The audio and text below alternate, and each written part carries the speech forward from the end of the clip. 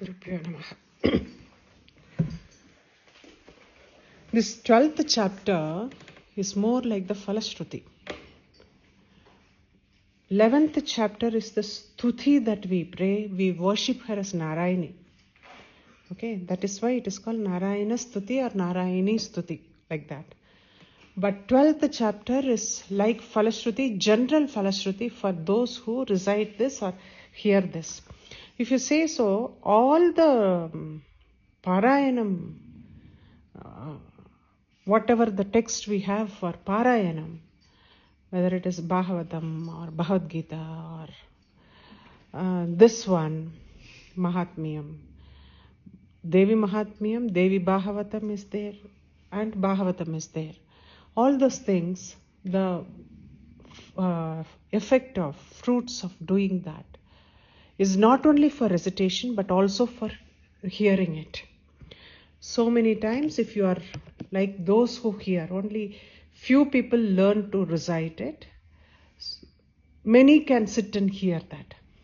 Every Falashruti, if you see so, if you take Bhagavatam, if you take this, there is always Falashruti for reciting and equal blessings are there in hearing. In hearing this, if you see so, you can go and refer all the text. Like it is always given like to recite as well as to hear. In the same way, this 12th chapter also we see like even hearing this is enough. If you cannot read it, there is no dosham for that. If you cannot read it, it is okay. But you have to sit and hear that.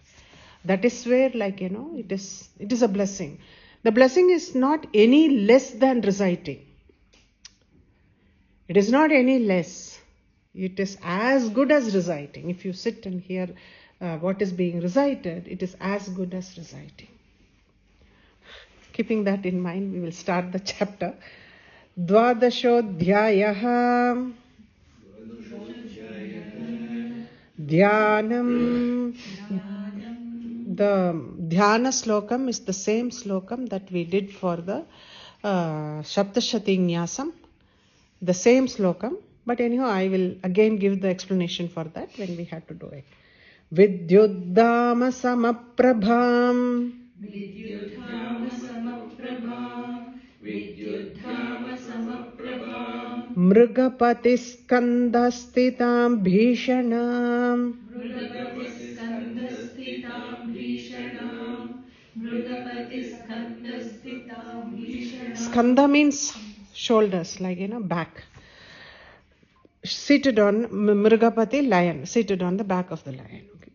Vidyuddhama samaprabham Mrugapati skandastitam bhishanam. Vidyuddhama samaprabham Mrugapati skandastitam bhishanam. Vidyuddhama samaprabham. Not dhyama, Vidyuddhama. Vidyuddhama samaprabham Mrugapati skandastitam bhishanam. Vidyuddhama samaprabham Mrugapati skandastitam bhishanam. Kanyabhikaravalaketa. Kanyabhikaravalaketa. Kanyabhikaravalaketa. Vilasat Dastabhirasevitam. Vilasat Dastabhirasevitam. Vilasat Dastabhirasevitam. Kanyabhikaravalaketa vilasat Dastabhirasevitam. Kanyabhikaravalaketa vilasat Dastabhirasevitam. Kanyabhikaravalaketa vilasat Dastabhirasevitam.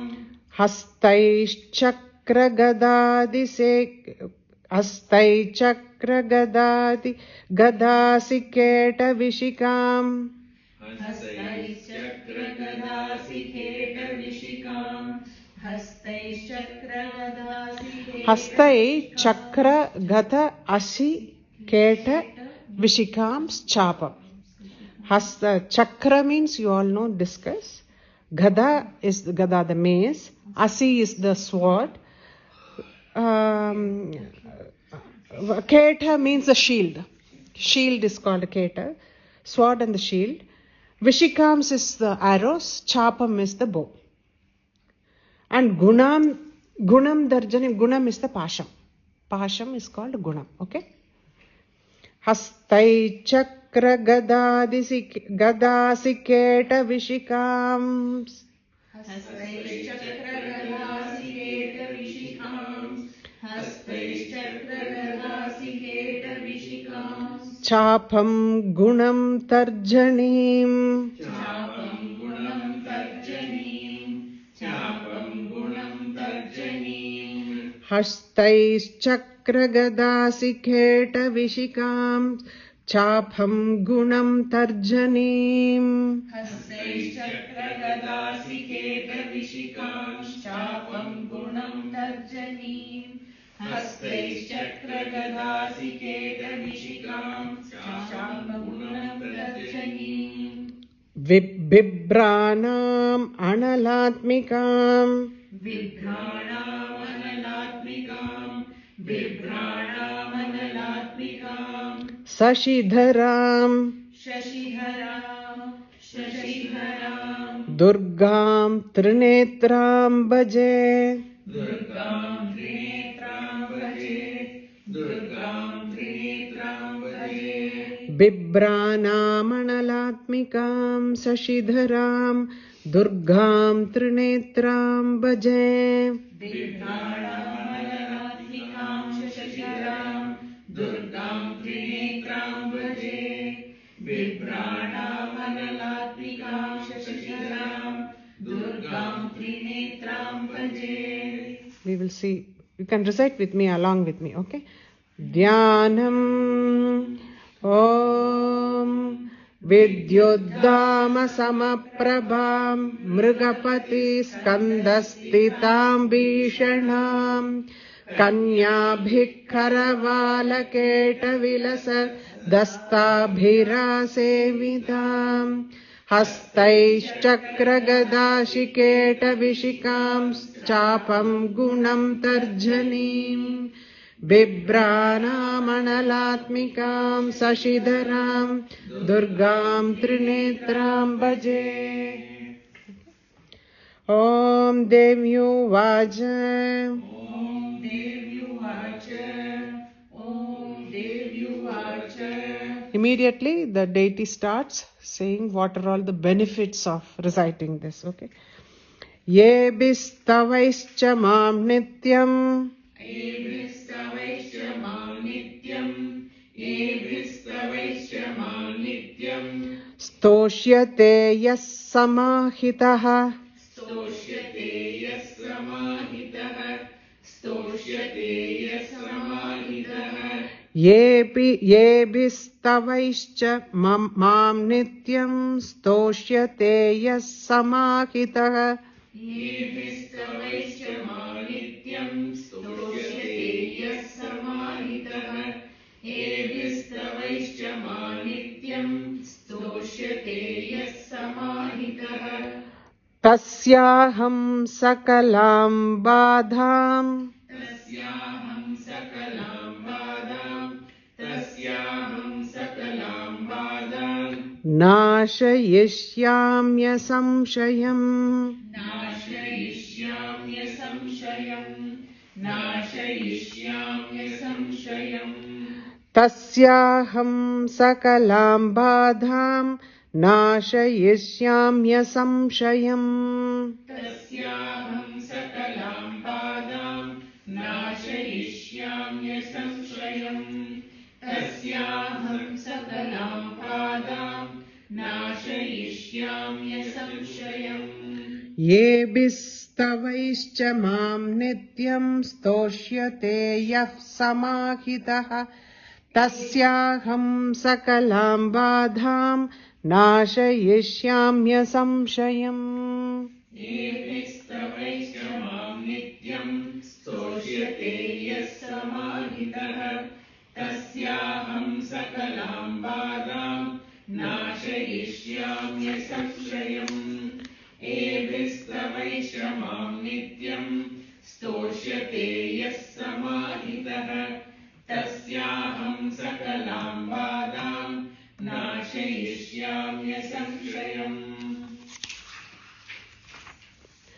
मधुकैटभनाशं च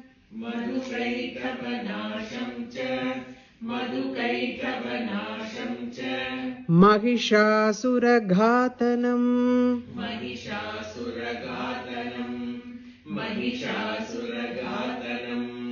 मधुकैटभनाशं च महिषासुरघातनम्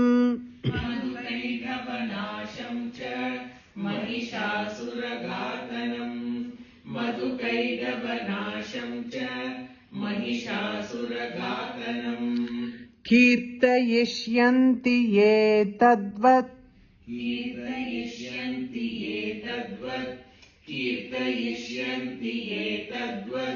वधं शुम्भनिशुम्भयोः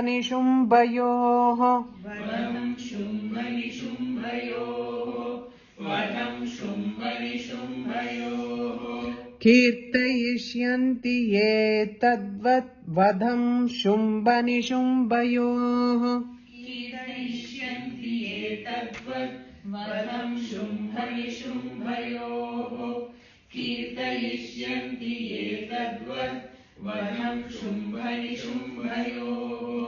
मधुकैटभनाशं च महिषासुरघातनम् कीर्तयिष्यन्ति ये तद्वत् वधं शुम्भनिशुम्भयोः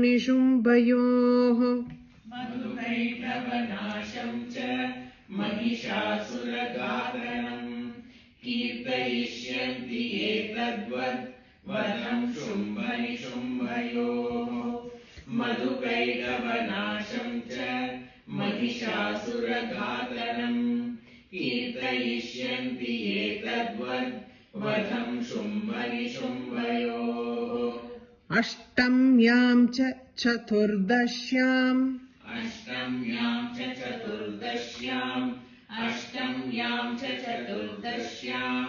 नवम्यां चैकचेतसः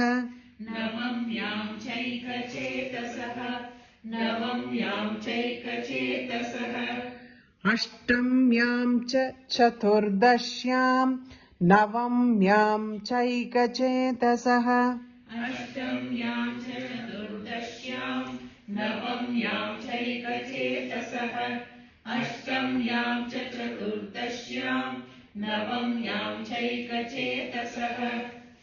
श्रोष्यन्ति चैव ये भक्त्या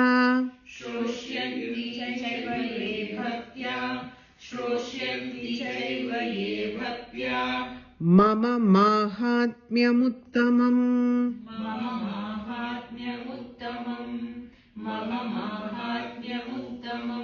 श्रोष्यन्ति चैव ये भक्त्या मम माहात्म्यमुत्तमम् श्रोष्यन्ति चैव ये भक्त्या मम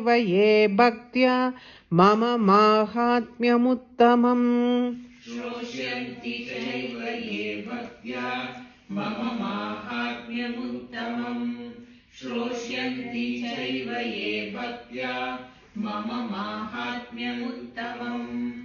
It is only for hearing they are saying Sroshyanti. But Ashtamyam, Chadurdashyam, Chaika Chetasaka, with a single-minded focus. Eka Chetasaha. Eka Chetasaha means with single-minded focus. They have to hear that. Ashtamyam cha Chaturdashyam Navamyam chaika Chetasaha Sroshyanti chaiva ye bhaktya mama mahatmyamuttamam. Ashtamyam cha Chaturdashyam Navamyam chaika Chetasaha Sroshyanti chaiva ye bhaktya mama mahatmyamuttamam. Ashtamyam cha Chaturdashyam Navamyam chaika Chetasaha Sroshyanti chaiva ye bhaktya mama mahatmyamuttamam. Natesham dushkrutam kinchid. Natesham dushkrutam kinchid. Natesham dushkrutam Dushkrutotta chapadah. Dushkrutotta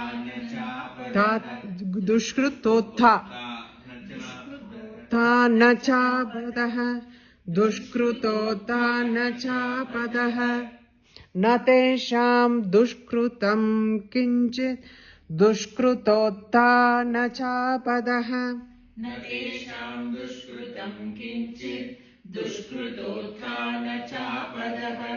Natesham dushkrutam kinchit. Dushkrutotta nachapadah. Bhavishyanti na daridhyam.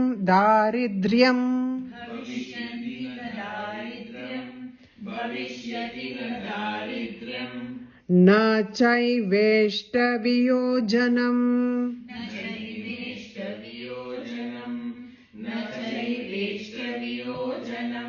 Bhavishyati na daridhyam. Na chaiveshta viyojanam. Bhavishyati na daridhyam. Na chaiveshta viyojanam. Bhavishyati na daridhyam. Na chaiveshta viyojanam. Natesham dushkrutam kinchit. Dushkrutotta nachapadah. Bhavishyati na daridhyam. Na chaiveshta viyojanam. Natesham dushkrutam kinchit. Dushkrutotta nachapadah.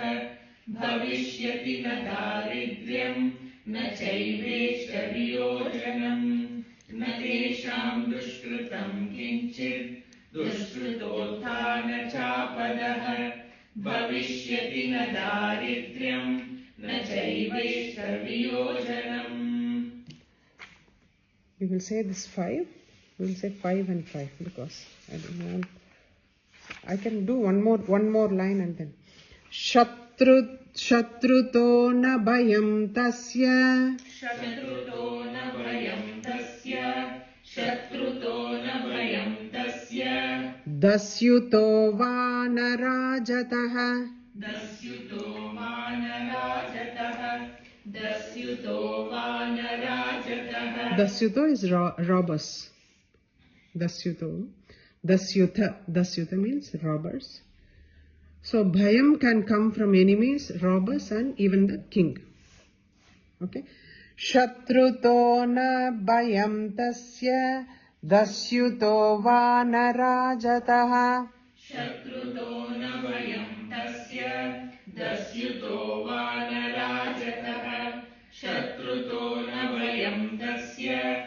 Dasyuto vanarajatah. So now they are saying 3 kinds of calamities that we face. That is Shastran from the weapons, Anala from fire, Toyauga flood. Toya is water, no? Flood. Toyaughat. So Toyaugha means flood. Toye is water. Toyaugha is flood. Okay. So these 3 things, that is what happens in general for the entire world, what happens personally to us. The first one talks about Daridryam, that we lose money and we become poor. Or from Ishtabandhu, we are all away. So we are separated from that. Separated, not away. You are separated from the Ishtabandhu. So these are all the things. Individually it happens.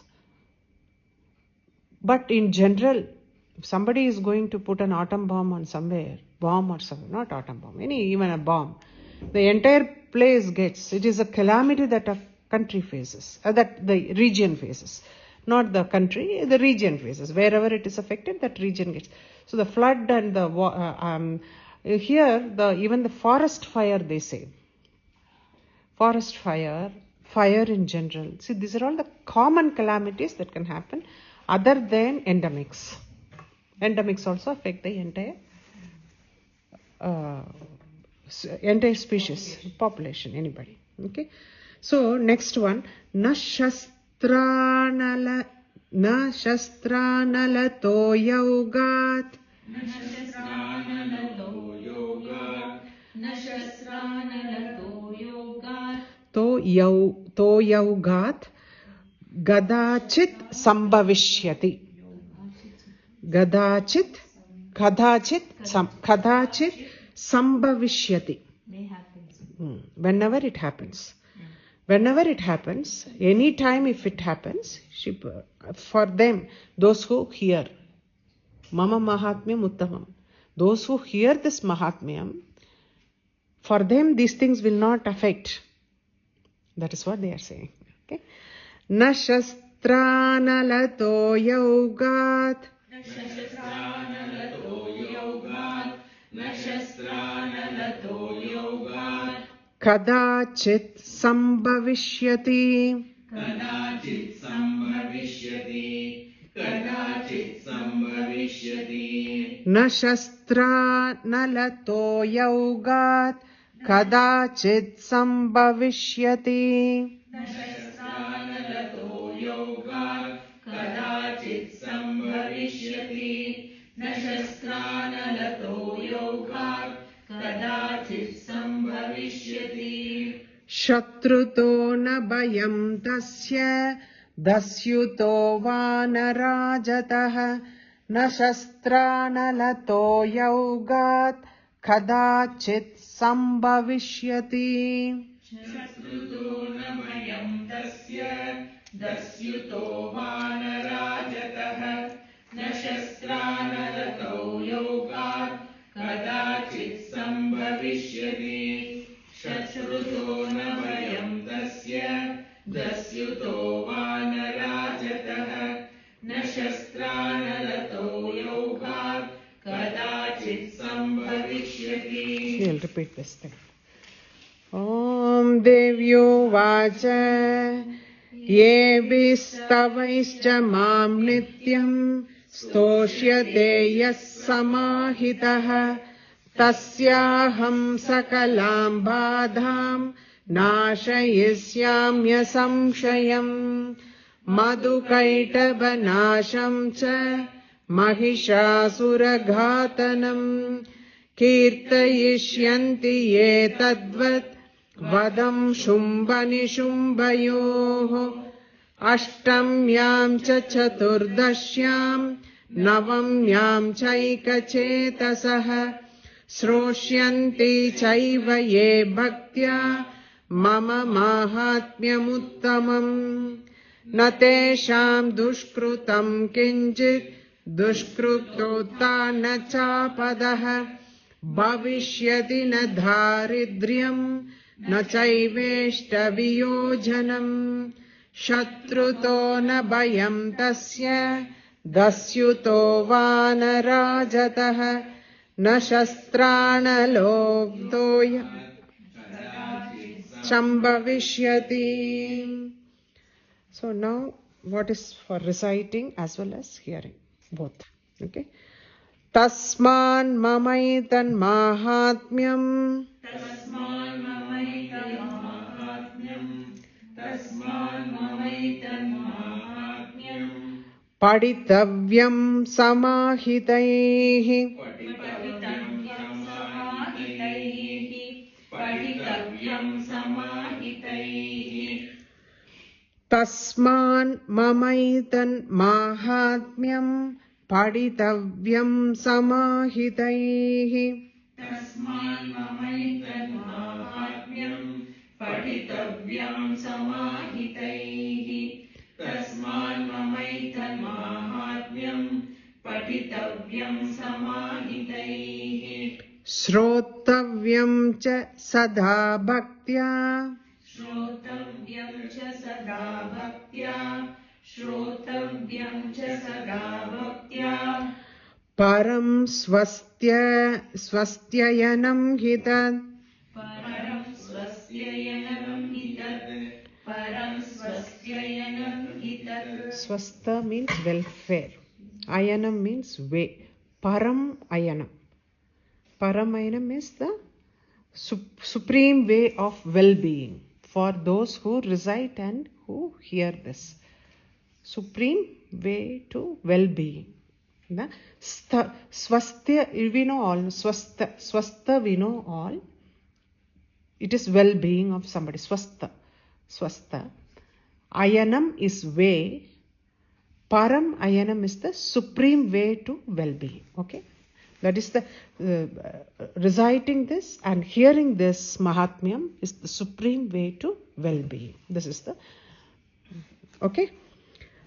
Srotavyam cha sada bhaktya param swastyayanam hitat. Shrotavyam cha sada bhaktya param swastyayanam hitat. Shrotavyam cha sada bhaktya param swastyayanam hitat. Tasman mamaidan mahatmyam paditavyam samahitaihi srotavyam cha sada bhaktya param swastyayanam hitat. Tasman mamaita mahatmyam patitavyam samahitaihi shrotavyam cha sada bhaktya param swastyayanam hitat.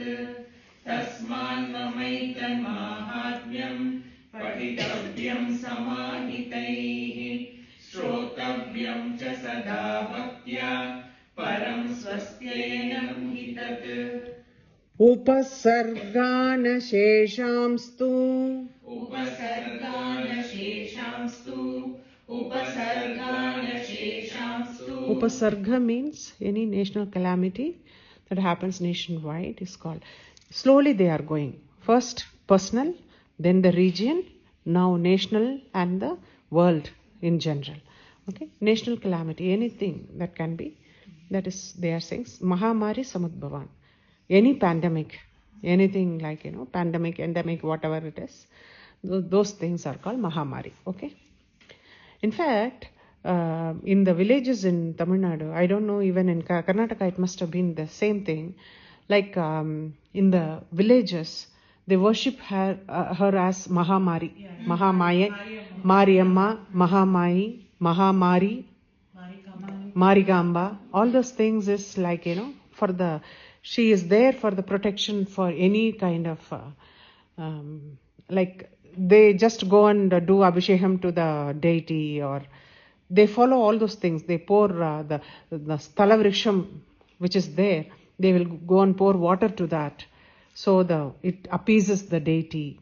All those things are like, because Stalavriksham is supposed to be the form of the deity. That is the reason we worship the trees of belonging to different kshetrams. So that is what Mahamari, the national, now it is in a larger spectrum, now from the individual to larger one. So, Upasargana seshamstu.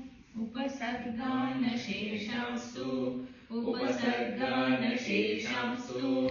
Mahamari samudbhavan. Mahamari samudbhavan. Mahamari samudbhavan. Upasargana seshamstu.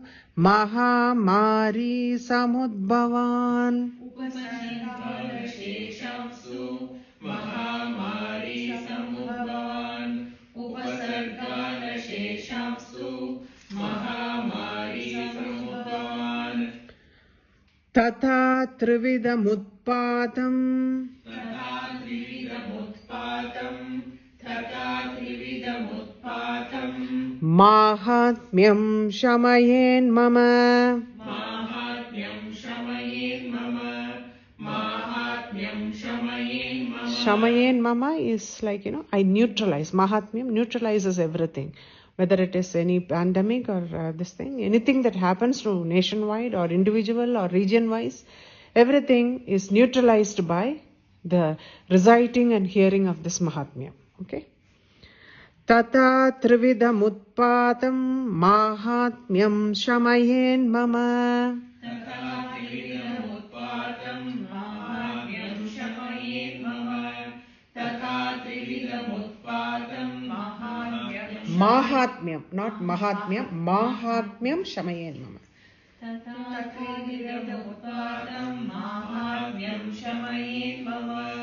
तथा त्रिविधमुत्पातं माहात्म्यं शमयेन् मम उपसर्गानशेषांस्तु महामारी समुद्भवान् तथा त्रिविधमुत्पातं माहात्म्यं शमयेन् मम उपसर्गानशेषांस्तु महामारी समुद्भवान् तथा त्रिविधमुत्पातं माहात्म्यं शमयेन् मम उपसर्गानशेषांस्तु महामारी समुद्भवान् तथा त्रिविधमुत्पातं माहात्म्यं शमयेन् मम यत्रैतत् पठ्यते सम्यक् यत्रैतत्पठ्यते सम्यक् यत्रैतत्पठ्यते सम्यक्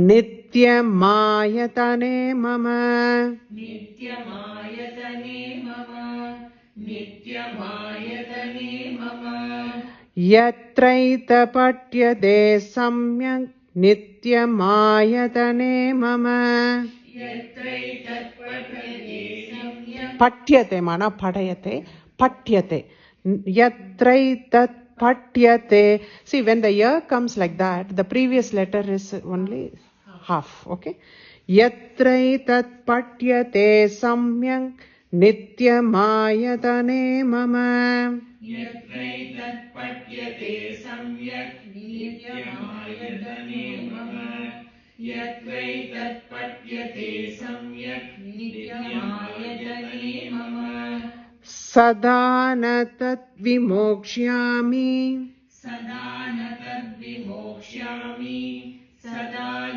तद्विमोक्ष्यामि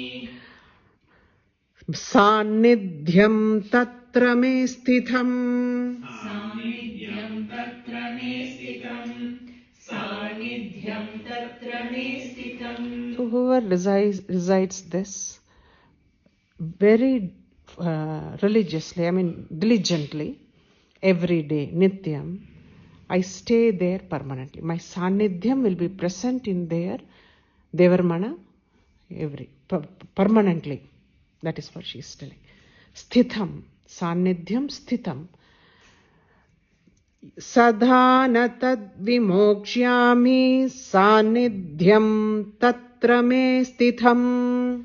सदा न तद्विमोक्ष्यामि सान्निध्यं तत्र मे स्थितम् सदा न तद्विमोक्ष्यामि सान्निध्यं तत्र मे स्थितम् यत्रैतत् पठ्यते सम्यक् नित्यमायतने मम सदा न तद्विमोक्ष्यामि सान्निध्यं तत्र मे स्थितम् यत्रैतत्पठ्यते सम्यक् नित्यमायतने मम सदा न तद्विमोक्ष्यामि सान्निध्यं तत्र मे स्थितम् यत्रैतत्पठ्यते सम्यक् नित्यमायतने मम सदा न तद्विमोक्ष्यामि सान्निध्यं तत्र मे स्थितम्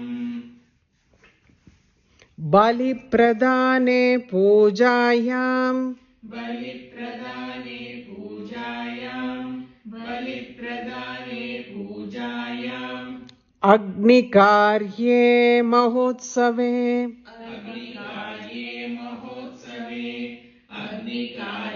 महोत्सवे If you say so, there are two things.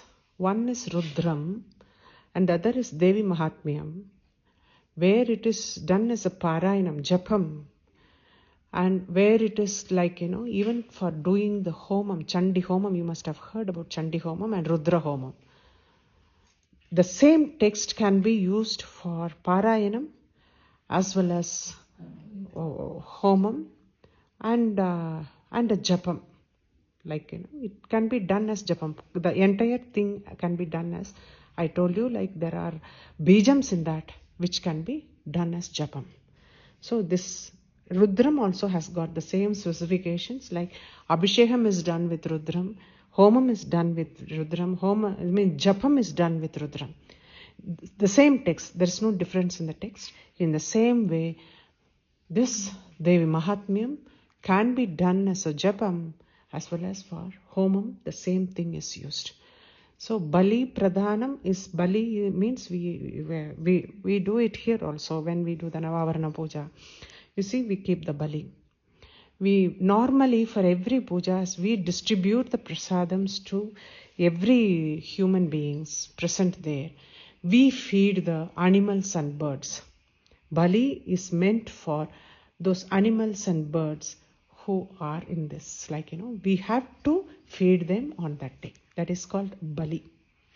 So those, for any Mahotsave, the thing is, for the Mahotsave is the Navaratri time is the Utsava time.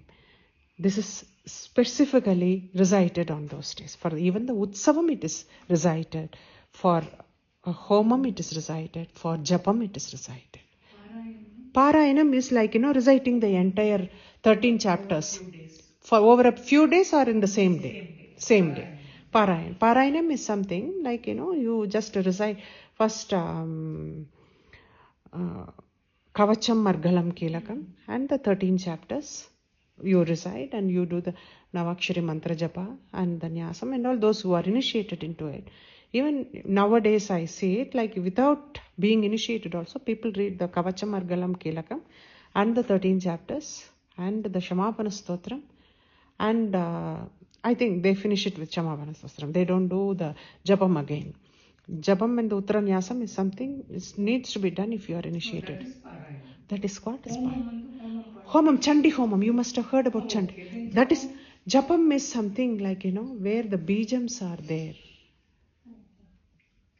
See, even if you are not reciting the bijam, Parayanam can be done in group as an individual. It is, Parayanam can be done as group or as an individual. Individual also, you can have Saptaham or 3 days Parayanam. Some people recite every Charitram on one day. Some people recite one chapter, but one chapter is something we don't recommend. Either you do the Saptaham or you do the entire thing as in one day. This is something it is Parayanam. That is something is Parayanam. Whatever we are doing now, it is mainly for Parayanam we are doing. What we are learning now is for the Parayanam. Whether it is group Parayanam or the individual Parayanam, you can light a lamp and put flowers to Devi. Even at home, light a lamp, put flowers to Devi, offer a cloth, tie it around the lamp, because you are doing Devi as Avahanam. No? So you put a small rangoli, keep the lamp on a plate and keep it in the middle of the rangoli, and worship her. You have to come here in this Atmartama, you how we pray every day for the class, you worship her like that, and then you recite in front of that lamp. There is no need necessary, it is not necessary that you should have a Meru, you should have a Sri Chakram, you should have even a photograph. Even a photograph is not needed. Only the lamp and the light, it is the Sakshi. Sakshi is only the light, because she is the form of light. So this you can do it. And Japam, it is all bijams. If you want to recite only as bijams, that also can be done. Everything is in this. You can do it as a Parayanam, you can do it as a bijam, you can do it for the Homam, Chandi Homam, and in the Utsavam, Puja, you can do it with that. So all forms, the same text is used. That is the beautiful way of this. Even see, Homam, after every chapter they will do an Avahanam, they will do a small offering. Not Purna Ahudi, one Ahudi they will offer. They have few lines to that. After every chapter they will recite that line. And then they move on to the next chapter. So chapters you can still recite with them. When they are doing Chandi Homam, you can take the book and then keep reciting the chapters. Only the Avahanam, they will be doing it themselves. You can join them and recite them. There is nothing wrong in that. You can continue to do that. If you have, if you have learned it properly, then you can do it very well with them.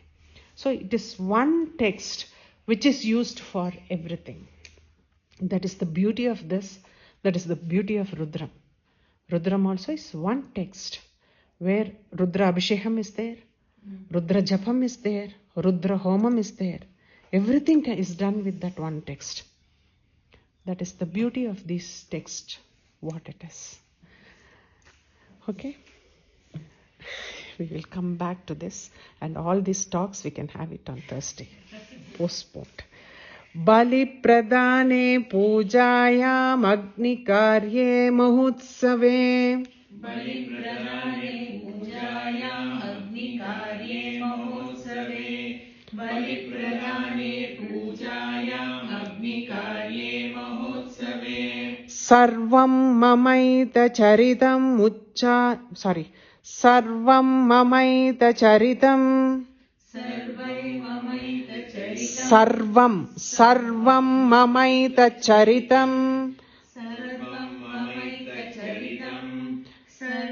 mamaita charitam. Uccharyam shravyameva cha.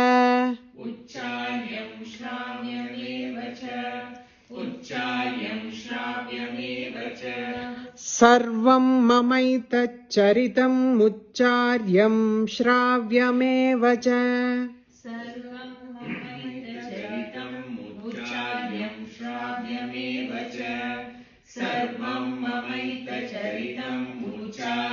shravyameva cha. Bali pradane pujayam agni karye mahotsave.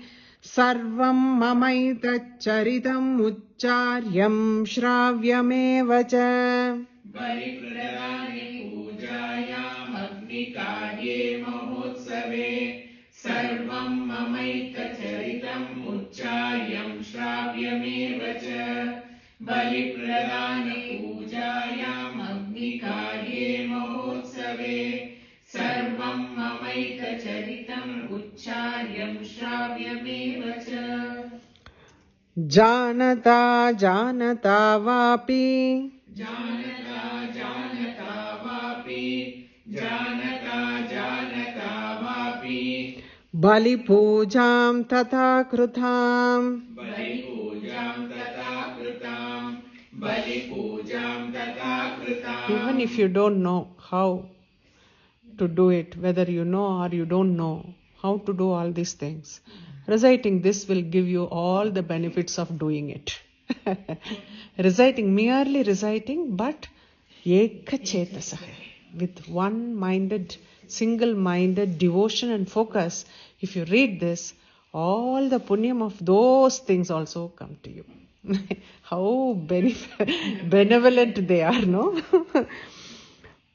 Pratichishchamyaham pritya.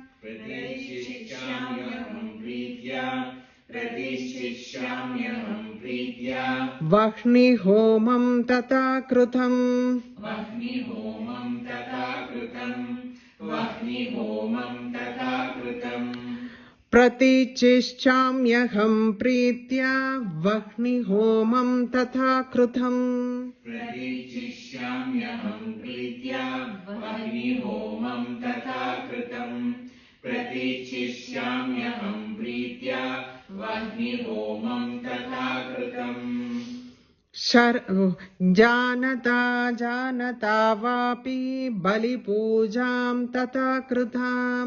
Pratichishyamyaham pritya. Vahni homam tata krutam. Janata vapi bali pujam tata krutam. Pratishishyamyaham pritya. Vahni homam tata krutam. Janata vapi bali pujam tata krutam. Pratichishyamyaham pritya. Vahni homam tata krutam. Sharatkale mahapuja. Sharatkale mahapuja. Sharatkale mahapuja. Kriyate yacha varshiki. Kriyate yacha varshiki. क्रियते या च वार्षिकी शरत्काले महापूजा क्रियते या च वार्षिकी शरत्काले महापूजा क्रियते या च वार्षिकी शरत्काले महापूजा क्रियते या च वार्षिकी तस्यां ममैतन्माहात्म्यम्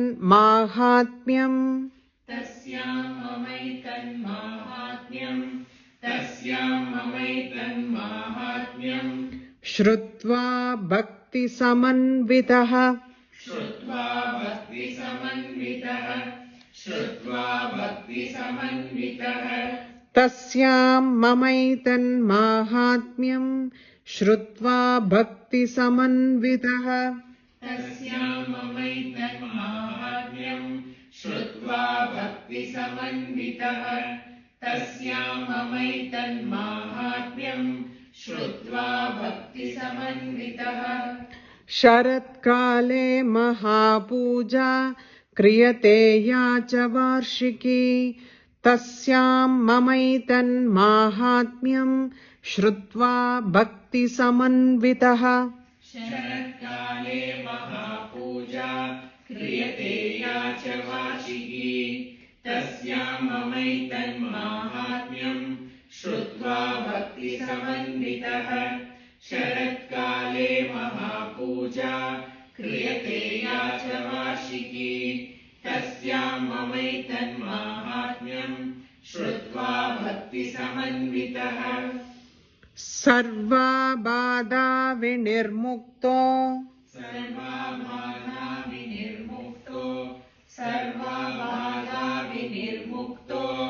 धनधान्यसुतान्वितः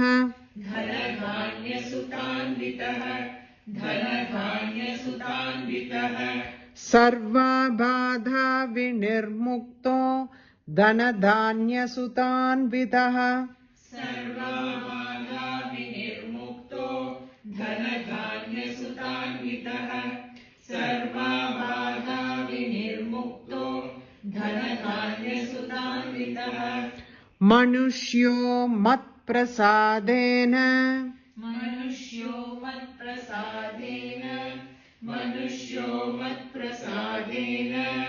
भविष्यति न संशयः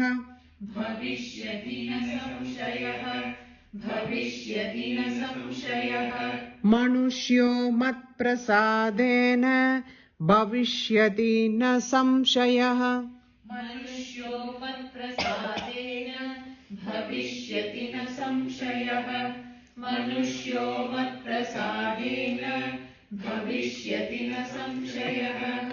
सर्वबाधा विनिर्मुक्तो धनधान्यसुतान्वितः मनुष्यो मत्प्रसादेन भविष्यति न संशयः श्रुत्वा ममैतन्माहात्म्यम्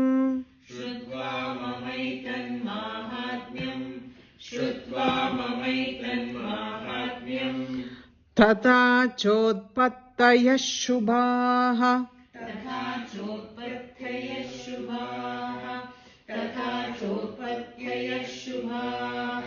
तथा च उत्पत्तयः शुभाः. Whenever you hear the Mahatmyam, you get all the auspicious things that get generated there. Utpatti. Shrutva mamaitan mahatmyam tata chotpattayah shubhaha. Shrutva mamaitan mahatmyam tata chotpattayah shubhaha.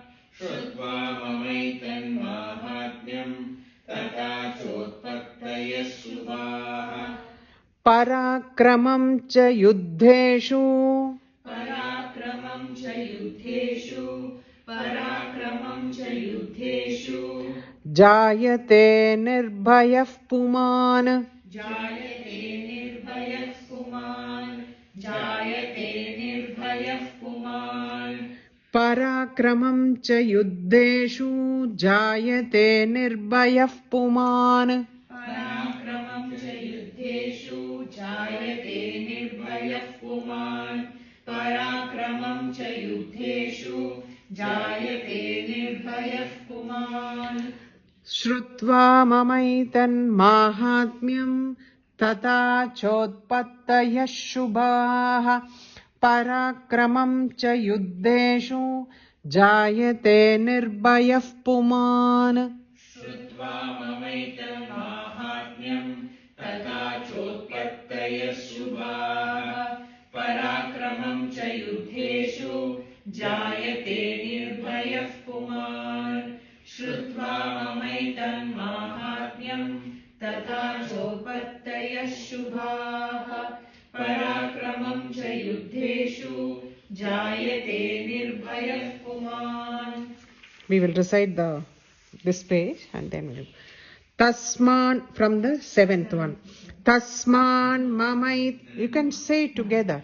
Tasman mamaitan mahatmyam paditavyam samahitaihi shrotavyam cha sada bhaktya param swastyayanam hitat upasargana seshamstu mahamari samudbhavan तथा त्रिविधमुत्पादं माहात्म्यं शमयेन्मम यत्रैतत् पठ्यते सम्यक् नित्यमायतने मम सदा न तद्विमोक्ष्यामि सान्निध्यं तत्र मे स्थितम् बलिप्रदाने पूजायामग्निकार्ये महोत्सवे सर्वं ममैतश्चरितम् उच्चार्यं श्राव्यमेव च जानता वापि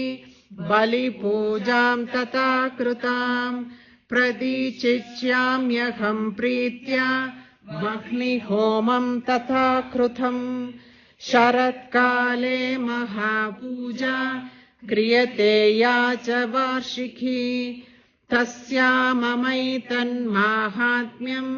श्रुत्वा भक्तिसमन्वितः सर्वा बाधा विनिर्मुक्तो धनधान्यसुतान्वितः मनुष्यो मत्प्रसादेन भविष्यति न संशयः श्रुत्वा ममैतन्माहात्म्यं तथा चोत्पत्तय शुभा पराक्रमं च युद्धेषु जायते निर्भयः पुमान् ऋभवः संक्षयं यान्ति रिपवः संक्षयं यान्ति रिपवः संक्षयं यान्ति रिपवः संक्षयं यान्ति कल्याणं चोपपद्यते कल्याणं चोपपद्यते कल्याणं चोपपद्यते रिपवः संक्षयं यान्ति कल्याणं चोपपद्यते रिपवः संक्षयं यान्ति कल्याणं चोपपद्यते रिपवः संक्षयं यान्ति कल्याणं चोपपद्यते नन्दते च कुलं पुंसा नन्दते च कुलं पुंसां नन्दते च कुलं पुंसां माहात्म्यं मम शृण्वताम् माहात्म्यं मम शृण्वतां माहात्म्यं मम शृण्वताम् नन्दते च कुलं पुंसां माहात्म्यं मम शृण्वताम् नन्दते च कुलं पुंसां माहात्म्यं मम शृण्वतां नन्दते च कुलं पुंसां माहात्म्यं मम शृण्वताम् रिपवः संक्षयं यान्ति कल्याणं चोपपद्यते नन्दते च कुलं पुंसां माहात्म्यं मम शृण्वताम् ऋभवः संशयं यान्ति कल्याणं चोपपद्यते नन्दते च कुलं पुंसां माहात्म्यं मम शृण्वताम् ऋभवः संशयं यान्ति कल्याणं चोपपद्यते नन्दते च कुलं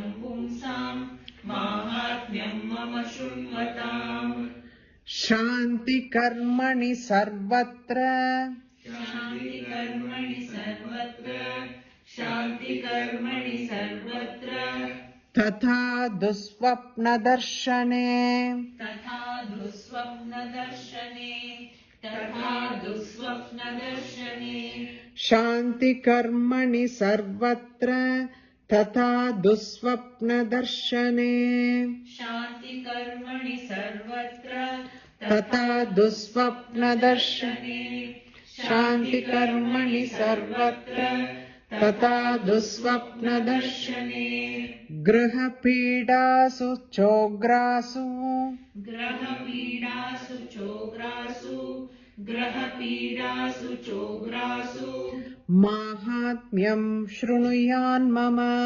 माहात्म्यं शृणुयान्मम माहात्म्यं शृणुयान्मम गृहपीडासु चोग्रासु माहात्म्यं शृणुयान्मम ग्रहपीडासु चोग्रासु माहात्म्यं शृणुयान्मम ग्रहपीडासु चोग्रासु माहात्म्यं शृणुयान्मम शान्तिकर्मणि सर्वत्र तथा दुःस्वप्नदर्शने ग्रहपीडासु चोग्रासु माहात्म्यं शृणुयान्मम शान्ति कर्मणि सर्वत्र तथा दुःस्वप्नदर्शने ग्रहपीडासु चोग्रासु माहात्म्यं शृणुयान्मम शान्ति कर्मणि सर्वत्र तथा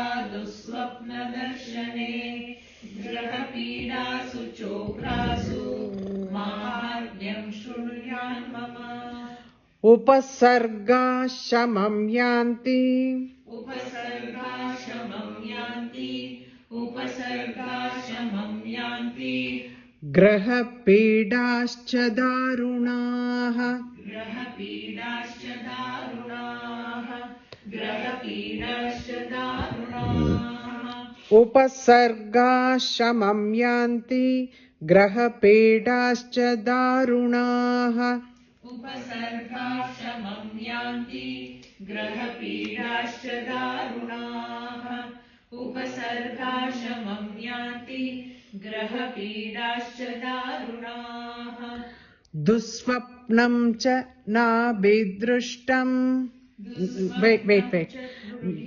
नृभिर् दुःस्वप्नं च नृभिर्दृष्टं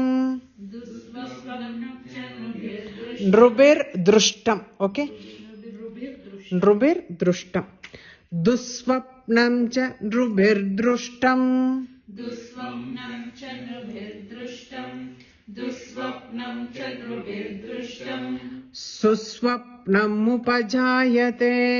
सुस्वप्नमुपजायते सुस्वप्नमुपजायते दुःस्वप्नं च नृभिर्दृष्टं दुःसुस्वप्नमुपजायते दुःस्वप्नं च नृभिर्दृष्टं सुस्वप्नमुपजायते दुःस्वप्नं च नृभिर्दृष्टं सुस्वप्नमुपजायते उपसर्गाशमं यान्ति ग्रहपीडाश्च दारुणाः दुःस्वप्नं च नृभिर्दृष्टं सुस्वप्नमुपजायते उपसर्गाशमं यान्ति ग्रहपीडाश्च दारुणाः दुःस्वप्नं च नृभिर्दृष्टं स्वस्वप्नमुपजायते उपसर्गाशमं यान्ति ग्रहपीडाश्च दारुणाः दुःस्वप्नं च नृभिर्दृष्टं सुस्वप्नम् उपजायते बालग्रहाभिभूतानाम्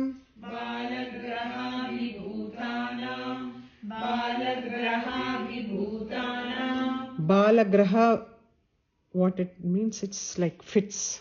Balagraha, mainly for children it happens. No, that is why Balanam Shantikarakam. When children are epileptic, like they are like epileptic children who gets convulsions. So for children, then you recite this continuously, and they get better. That is what. Balagrahabhibhotanam balanam shantikarakam. Balagrahabhibhotanam balanam shantikarakam. Balagrahabhibhotanam balanam shantikarakam. Durvrittanam aseshanam. No. Oh, sorry. Sangadabede chandrunam.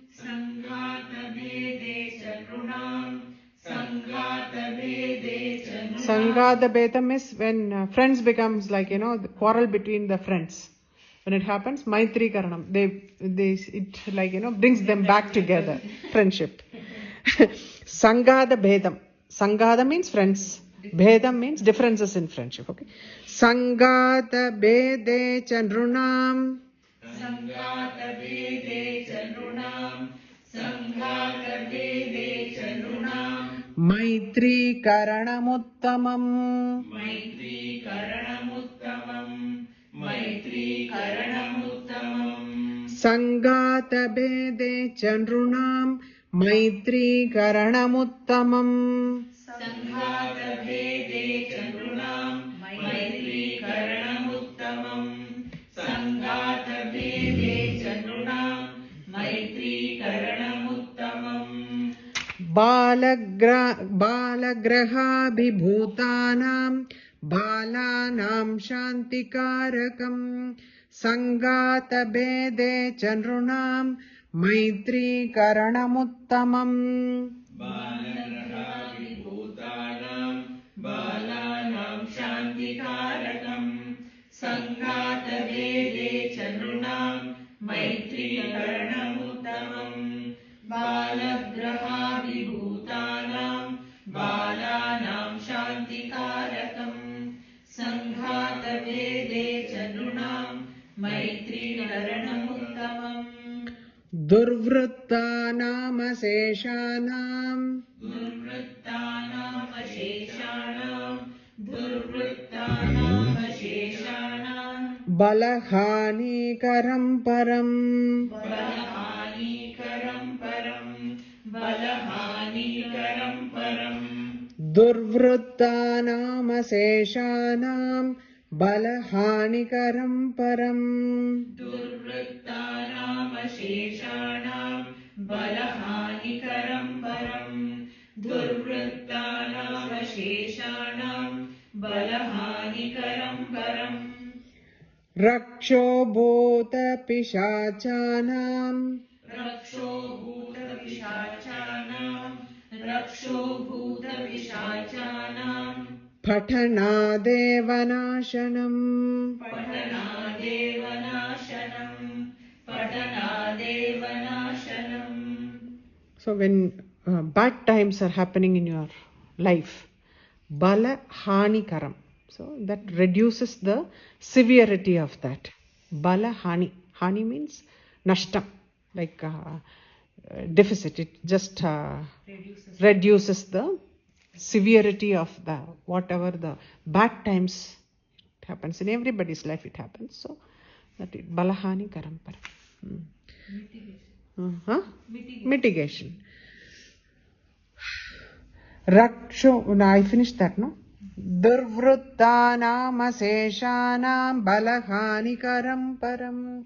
Raksho bhuta pishachanam patanadevanashanam. Durvrittanam asheshanam balahani param. Raksho bhuta pishachanam patanadevanashanam. Durvrittanam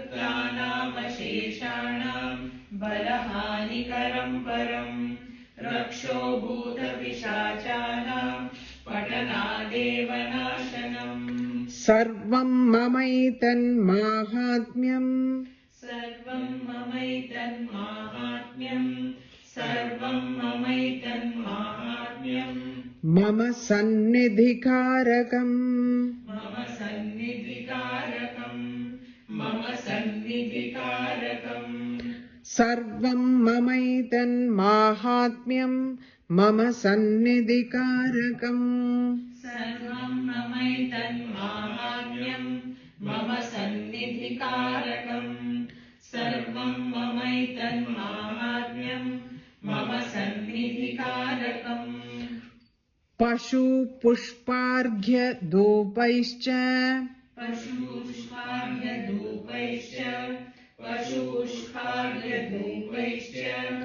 गन्धदीपैस्तथोत्तमैः गन्धदीपैस्तथोत्तमैः पशुपुष्पार्घ्यधूपैश्च गन्धदीपैस्तथोत्तमैः पशुपुष्पार्घ्यधूपैश्च गन्धदीपैस्तथोत्तमैः पशुपुष्पार्घ्यधूपैश्च गन्धदीपैस्तथोत्तमैः सर्वं ममैतन्माहात्म्यम् मम सन्निधिकारकम् पशुपुष्पार्घ्यधूपैश्च गन्धदीपैस्तथोत्तमैः सर्वं ममैतन्माहात्म्यम् मम सन्निधिकारकम् पशुपुष्पार्घ्यधूपैश्च गन्धदीपैस्तथोत्तमैः सर्वं ममैतन्माहात्म्यम् मम सन्निधिकारकम् पशुपुष्पार्घ्यधूपैश्च गन्धदीपैस्तथोत्तमैः. We will recite this and only the 20, because another 21 only is there. We will do it in the next class. Okay.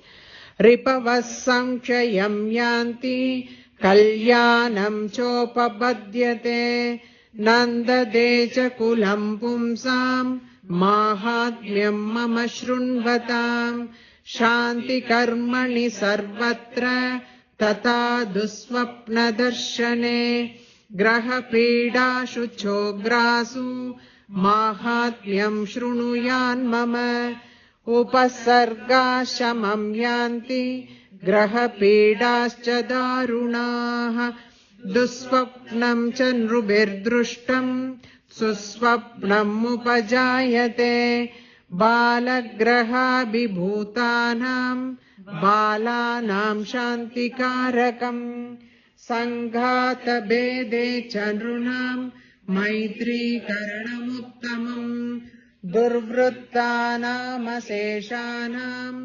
balahanikaram param raksho bhuta pishachanam patanadevanashanam sarvam mamaitan mahatmyam mama sannidhikarakam pashu pushparghyadovaischa gandhadibaistathottamaih.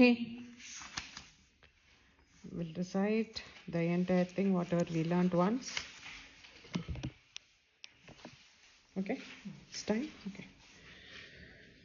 द्वादशोऽध्यायः ध्यानम् ॐ विद्युद्दामसमप्रभां मृगपदिस्कन्धस्थितां भीषणाम् कन्याभिः करवालकेटविलसद्दस्ताभिरासेविताम् हस्तैश्चक्रगदासिकेटविशिखां चापं गुणं तर्जनीम् बिभ्राणामणलात्मिकां शशिधरां दुर्गां त्रिनेत्रां भजे. ॐ देव्युवाच येभिस्तवैश्च मां नित्यं स्तोष्यते यः समाहितः तस्याहं सकलां बाधां नाशयिष्याम्यसंशयम् मधुकैटभनाशं च महिषासुरगाधनम् कीर्तयिष्यन्ति ये तद्वद् वदं शुम्भनिशुम्भयोः अष्टम्यां च चतुर्दश्यां नवम्यां चैकचेतसः श्रोष्यन्ति चैदवे भक्त्या मम माहात्म्यमुत्तमम् न तेषां दुष्कृतं किञ्चित् दुष्कृतोत्ता न चाबदः भविष्यति न दारिद्र्यं न चैवेष्टवियोजनम् शत्रुतो न भयं तस्य दस्युतो वा न राजतः न शस्त्राणलतो यौगात् कदाचित् सम्भविष्यति तस्मान्ममैतन्माहात्म्यं पठितव्यं समाहितैः श्रोतव्यं च सदा भक्त्या परं स्वस्त्ययनं हि तत् उपसर्गानशेषांस्तु महामारी समुद्भवान् तदा त्रिविधमुत्पादम् माहात्म्यं शमयेन्मम यत्रैतत्पठ्यते सम्यक् नित्यमायतने मम सदा न तद्विमोक्ष्यामि सान्निध्यं तत्र मे स्थितम् बलिप्रदाने पूजायामग्निकार्ये महोत्सवे सर्वं ममैतश्चरितम् उच्चार्यं श्राव्यमेव च जानता वापि बलिपूजां तथा कृतां प्रतीचिष्याम्यहं प्रीत्या वह्निहोमं तथा कृतम् शरत्काले महापूजा क्रियते या च वार्षिकी तस्या ममैतन्माहात्म्यं श्रुत्वा भक्तिसमन्वितः सर्वाबाधा विनिर्मुक्तो धनधान्यसुतान्वितः मनुष्यो मत्प्रसादेन भविष्यति न संशयः श्रुत्वा ममैतन्माहात्म्यं तदा चोत्पत्तयः शुभाः पराक्रमं च युद्धेषु जायते निर्भयः पुमान् रिपवः संक्षयं यान्ति कल्याणं चोपपद्यते नन्दते च कुलं पुंसां माहात्म्यं मम शृण्वताम् शान्तिकर्मणि सर्वत्र तथा दुःस्वप्नदर्शने ग्रहपीडासु चोग्रासु माहात्म्यं शृणुयान्मम उपसर्गाशमं यान्ति ग्रहपीडाश्च दारुणाः दुःस्वप्नं न नुभिर्दृष्टं सुस्वप्नमुपजायते